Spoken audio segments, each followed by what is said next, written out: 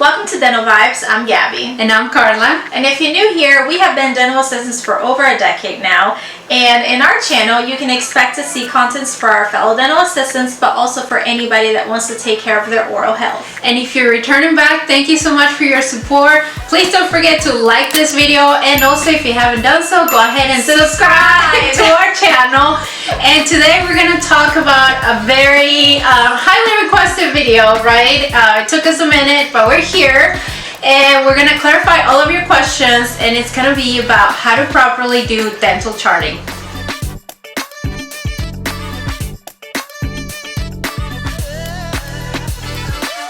Before we get started with charting, I want to go ahead and show you guys this tip on how you can organize your notes whenever the doctor is calling out existings and the treatment plan.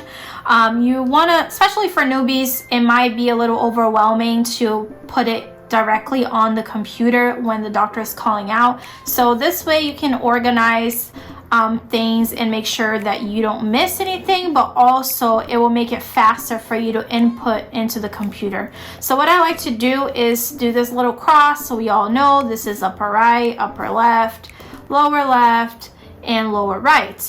Here you're gonna go ahead and put the existing. Okay, so doctor is gonna be calling out, you know, number 1, PFM crown, 2, DOL, amalgam, whatever it is that is existing, you can write down here.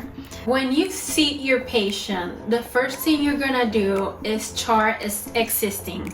And even though we know that we cannot diagnose and all that, you can see what's a filling, right? What would be a root canal and a crown. And actually, we expect you to know those things. So that's what you're gonna do first. Now we have Gabby's chart here, and we start, there's some things that are missing. For example, if we pull up this x-ray, number 14, we haven't charted the occlusal resin that she has. So we're gonna click 14, select the tooth, click your surface, and by the way, you have to make sure that you're in the mode where you're charting existing.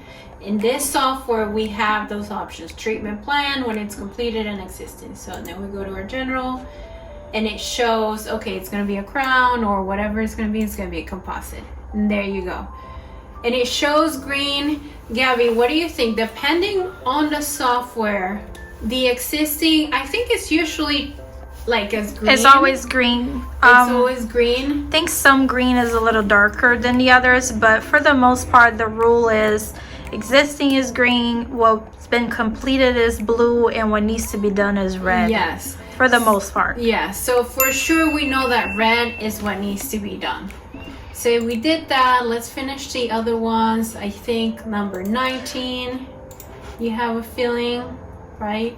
Yep. Maybe something in 15 yep. too. There's like little occlusals everywhere. And I'm selecting, so I'm just doing occlusals. I selected both teeth. I think 18 has an occlusal too. 3 teeth, your surface is there, and composite. There you go. So you would chart all the existing, if they're missing teeth, whatever, for your new patient. Now let's say that can you go ahead and click on a tooth and show them where they would mark missing teeth? Let's see. So they could see.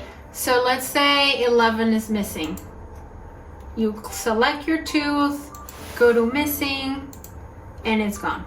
Let's say you make a mistake. Don't worry. Click not missing, and it's back. That's the beauty of using software, because if this was paper chart, then it'll be messy. Now, if you have a patient that is coming back, let's say we haven't seen them in a while, or just whatever, you always want to check, okay, what's red? Now here, if you look closely, number 25 still looks like it's red, that it needs a root canal. But if you guys have already watched our video, we did a root canal on Gabby. So, two root canals. So why is one here checked out that it's blue? It was done, completed, but 25 not. So we gotta update that.